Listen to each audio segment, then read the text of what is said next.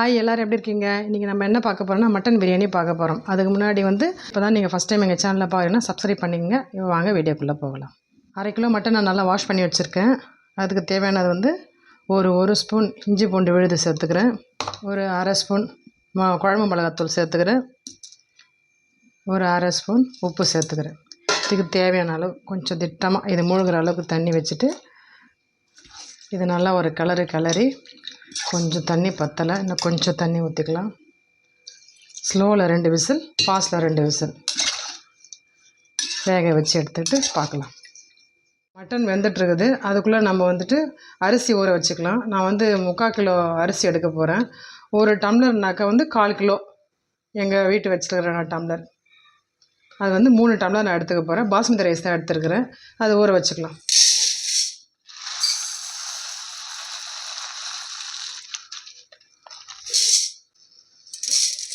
இது நல்லா ஒரு 3 தண்ணியில் வாஷ் பண்ணிவிட்டு ஊற வச்சிடலாம். 3 தண்ணியில் கழுவி நான் ஊற வச்சுட்டேன். ஒரு 20 நிமிஷம் ஊறிட்டோம். அதுக்கப்புறம் பார்க்கலாம். இப்போ சிக்கன் 65 நம்ம மசாலாலாம் போட்டு ரெடி பண்ணி அதை வச்சிடலாம். முதல்ல மட்டன் வேக வச்சாச்சு. அந்த வேகிற நேரத்தில் அரிசி ஊற வச்சுட்டு நம்ம சிக்கன் வாஷ் பண்ணி அதில் 65 பவுடர் போட்டு ஊற வச்சு அது நல்லா காமாக ஊறிட்டுருக்கும். 2 ஸ்பூன் எடுத்துக்கிறேன் நான் சிக்கன் 65 பவுடர். கொஞ்சமாக உப்பு எடுத்துக்கிறேன்.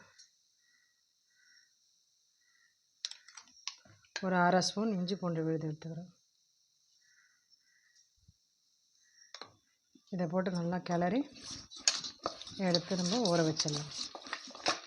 இது நல்லா ஊறிட்டுருக்கிறதுக்குள்ளே நம்ம வெங்காயம் தக்காளிலாம் அரிஞ்சு பிரியாணி ரெடி பண்ணிவிட்டு லாஸ்ட்டாக 65 பொரித்து எடுத்துக்கலாம்.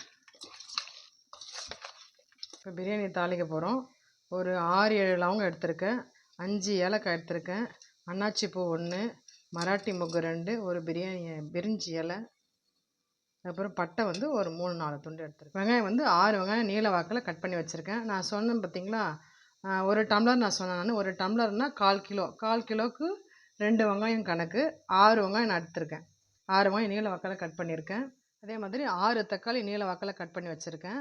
ஒரு டம்ளருக்கு 2 பச்சை மிளகா கணக்கு. 6 பச்சை மிளகா எடுத்து வச்சுருக்கேன். ஒரு கைப்பிடி அளவு புதினா, ஒரு கைப்பிடி அளவு கொத்தமல்லி. இப்போ 1 கிலோ பிரியாணி செய்கிறோன்னா 200 ml எண்ணெய் தேவைப்படும். நான் 3/4 கிலோ அரிசி எடுத்திருக்கேன். 3/4 கிலோவுக்கு 150 எண்ணெய் எடுத்துருக்கணும்.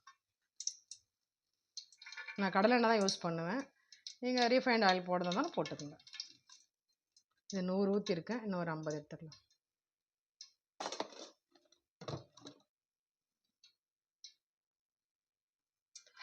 நூற்றி 150 எண்ணெய் ஊற்றியாச்சு. இப்போ ஒரு 4 ஸ்பூன் நெய் எடுத்துக்கலாம். 4 ஸ்பூன் நெய் எடுத்துருக்கேன். அதை இதில் ஊற்றிடலாம். எண்ணெய் காஞ்சிச்சு. இப்போ இதை பட்டை லவங்கம் எல்லாத்தையும் அதில் சேர்த்துக்கலாம். இது வெங்காயம் சேர்த்துக்கலாம்.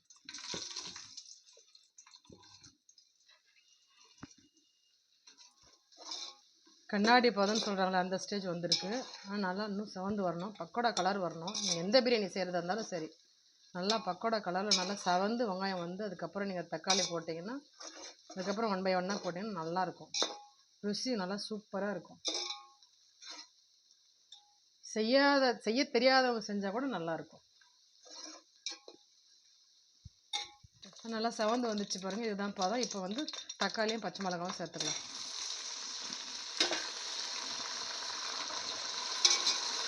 இந்த மாதிரி நல்லா செவந்து வந்த பிறகு போடுங்க.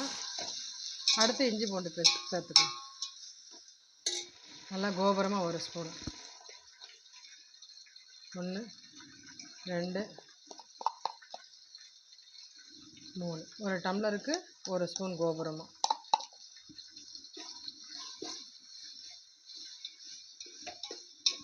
இப்போ தக்காளி நல்லா ஸ்மாஷ் ஆகி வரணும். அதுக்கப்புறம் பார்க்கலாம். தக்காளி போட்டு பாதி வதங்கிடுச்சு. இப்போ இந்த ஸ்டேஜில் நம்ம புதினா கொத்தமல்லி சேர்த்துக்கலாம்.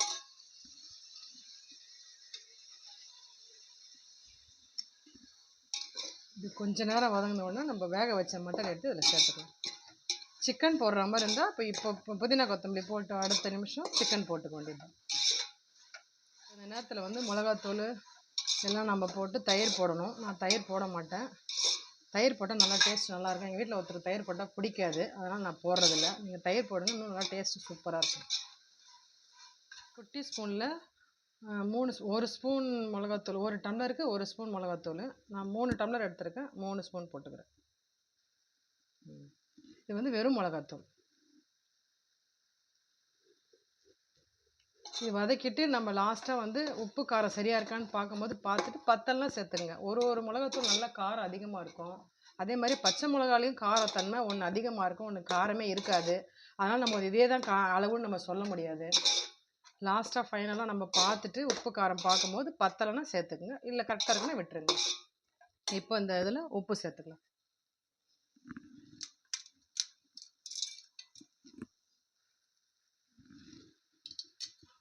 இப்போ கொஞ்சம் வதங்கட்டோன்னு நம்ம மட்டன் இதில் வேக வச்ச மட்டன் இதில் சேர்த்துக்கலாம்.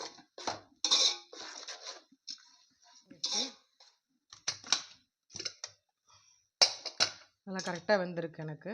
இப்போ வந்து தண்ணி இல்லாமல் கறி மட்டும் எடுத்து சேர்த்துக்கலாம்.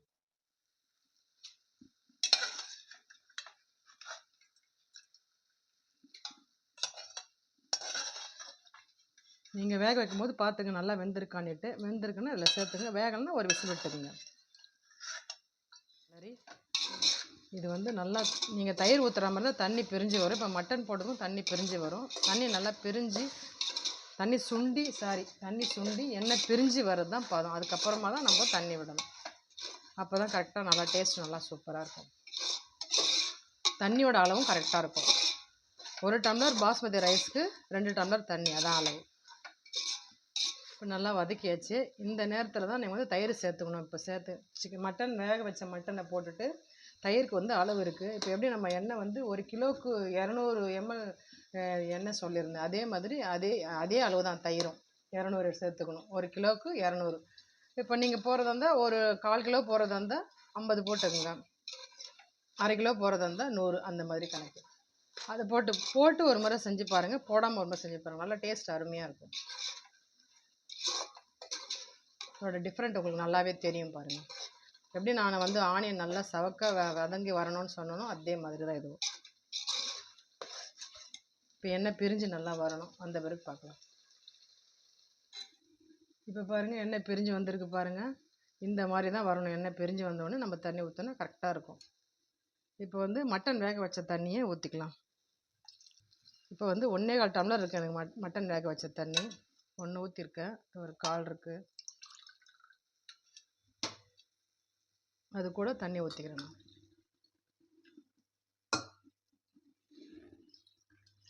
2,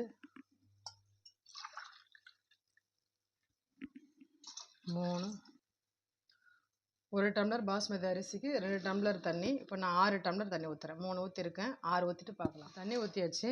இப்போ வந்துட்டு நல்லா ஒரு கலக்கி நல்லா கொதி வரணும். கொதி வந்த பிறகு உப்பு காரம் எல்லாம் சரியாக இருக்கான்னு பார்த்துட்டு நம்ம தக்காளியில் இருக்கிற புளிப்புத்தன்மை, நீங்கள் தயிர் ஊற்றிங்கன்னா தயிரோட புளிப்புத்தன்மை இதெல்லாம் கரெக்டாக இருக்குன்னா விட்டுடுங்க. சப்போஸ் உங்களுக்கு புளிப்புத்தன்மை கம்மியாக இருக்குன்னா இந்த ஸ்டேஜில் உப்பு காரம் புளிப்பு லெமன் கொஞ்சம் புழிஞ்சிக்கணும். பார்த்துட்டு நல்லா கொதி வந்த பிறகு இந்த மிளகாத்தூளோட பச்சை வாசனைலாம் போட்டோன்னிட்டு நம்ம அரிசியை போட்டுடலாம். எனக்கு வந்து புளிப்புத்தன்மை கொஞ்சம் கம்மியாக இருக்குது, அதனால் ஒரு 1/2 எலுமிச்சம்பழத்தை புழிஞ்சிக்கிறேன் நான். வரட்டும், நல்லா கொதித்து வரணும். கொதித்து வந்து ஃபாஸ்ட்டில் இருக்கும் போதே கொதிக்கணும். கொதித்ததும் ஸ்லோ பண்ணிட்டு ஒரு 10 நிமிஷம் ஸ்லோவில் கொதிக்கிட்டோம், நம்ம அரிசியை சேர்த்துக்கலாம். நல்லா கொதி வருது பாருங்கள். இந்த ஸ்டேஜில் நம்ம ஒரு கிளறிட்டு சிம்மில் வச்சிடணும். சிம்மில் வச்சு ஒரு 5 நிமிஷம் இல்லை 10 நிமிஷம். நல்லா கொதிச்சிருச்சு, ஒரு 10 நிமிஷம் ஆயிடுச்சு. இப்போ நான் அந்த ஸ்டேஜில் வந்து அரிசியை சேர்த்துக்க போகிறேன். தண்ணி மொத்தம் எடுத்துருங்க. தண்ணியோடு போட்டிங்கன்னா அளவு வந்து தண்ணி அதிகமாகிடும், அப்புறம் பொங்கல் மாதிரி ஆகிடும். உங்களுக்கு ஏதாவது டவுட் இருந்ததுன்னா கமெண்ட் பாக்ஸில் கேளுங்க, நான் பதில் சொல்கிறேன். அரிசியை சேர்த்தாச்சு. இப்போ லேசாக ஒரு கிளறி அரிசி உடையாமல் கிளறுங்க, லேசாக கிளறிட்டு இப்போ ஒரு கொதி வரணும். கொதி வந்தோடனே ஃபாஸ்ட்டில் வச்சுக்கோங்க. நல்லா கொதி வந்த பிறகு தட்டு போட்டு மூடிட்டு ஸ்லோ பண்ணிவிட்டு ஒரு 10 நிமிஷம் கொதிக்க ஆரம்பிக்குது பாருங்கள். இந்த ஸ்டேஜில் வந்து நம்ம ஸ்லோ பண்ணிவிட்டு தட்டு போட்டு மூடி மேலே வெயிட் வச்சிடலாம். நான் அரிசி ஊற வச்ச குண்டான்லேயே வந்து தண்ணி எடுத்து வச்சுருக்கேன், வெயிட் வச்சுருக்கேன். இப்போ நான் தம்மு கொடுத்துருக்கேன். 10 நிமிஷம் கழிச்சு ஸ்லோ பண்ணிட்டு பார்க்கலாம். 10 நிமிஷம் ஆயிடுச்சு. இப்போ திறக்கிறேன். தண்ணி நல்லா சுண்டிடுச்சு.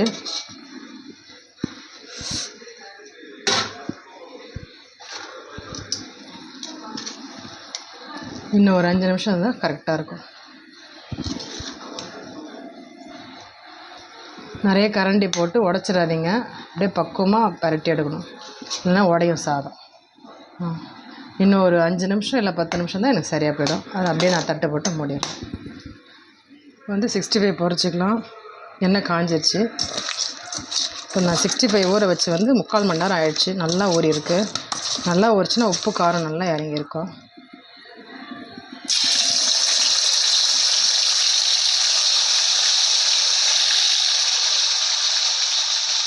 வந்து நான் இதில் கார்ன்ஃப்ளவர் மாவு போடலை, போட்டால் நல்லாயிருக்கும். ஆனால் போட்டு உடனே நம்ம இப்போ இஞ்சி பூண்டு பேஸ்ட்டு எல்லாம் போட்டு ஊற வச்சிட்டோம் இல்லையா, பொரிக்கும் போது தான் கார்ன்ஃப்ளவர் போடணும். முதலே போட்டோன்னா ஒரு மாதிரி ஹார்டாகிடும். என்கிட்ட இல்லை, அதனால் நான் பொரிக்கலை. நீங்கள் போடுறதா இருந்தால் பொரிக்கும் போது அதை மிக்ஸ் பண்ணிவிட்டு ஒரு 2 ஸ்பூன் போட்டுக்கோங்க. 2 ஸ்பூன் இல்லை 3 ஸ்பூன் போட்டு மிக்ஸ் பண்ணிவிட்டு அதுக்கப்புறம் போட்டிங்கன்னா இன்னும் நல்லாயிருக்கும். அடிக்கடி கலராதிங்க, உடஞ்சிரும். நீங்கள் ஃபஸ்ட் டைம் புதுசாக ட்ரை பண்ணுறவங்களா இருந்தால் போட்டுட்டு ஒரு பீஸ் மட்டும் பொரித்து பார்த்துட்டு கரெக்டாக இருக்கான்னு பார்த்துட்டு அதுக்கப்புறமா நீங்கள் பொரிச்சிடுங்க. மேக்ஸிமம் வந்து லெக் பீஸ் கேட்டு வாங்க, நல்லாயிருக்கும், சாஃப்டாக நல்லாயிருக்கும். எங்களுக்கு அதுதான் பிடிக்கும், அதான் நாங்கள் வாங்குவோம். பொரிஞ்சிச்சு, நல்லா வெந்து வந்துடுச்சு. ரொம்ப நேரம் வெந்தாலும் வந்து ஹார்டாகிடும் சிக்கனு. ரொம்ப சீக்கிரம் வேக வச்சு எடுக்கவும் கூட, திட்டமாக எடுத்துக்கோங்க. எனக்கு கரெக்டாக வெந்துடுச்சு, நான் எடுத்துடுறேன்.